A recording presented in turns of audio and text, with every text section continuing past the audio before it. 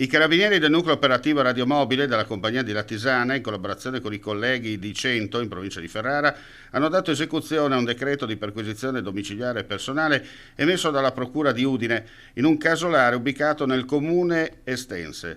L'attività finalizzata a individuare i responsabili di numerosi furti in abitazione compiuti tra fine 2025 e inizio 2026 in provincia di Udine e nel Veneto.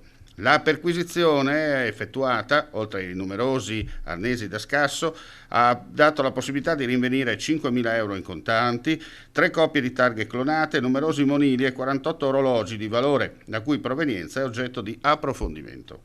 L'autovettura in uso alla banda, un SUV tedesco risultato provento di furto, era dotato di sirena e lampeggiante blu, simile a quello in uso alle forze dell'ordine, nonché una paletta stradale rossa e verde utilizzata per agevolarsi durante la fuga.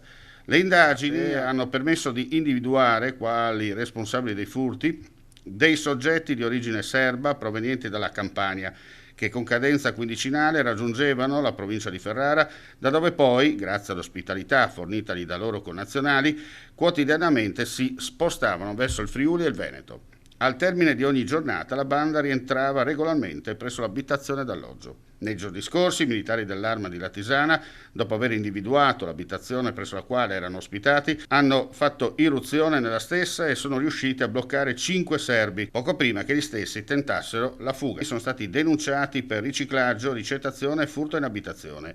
Sono in corso le indagini finalizzate ad individuare i proprietari della refurtiva recuperata e per procedere alla restituzione in loro favore.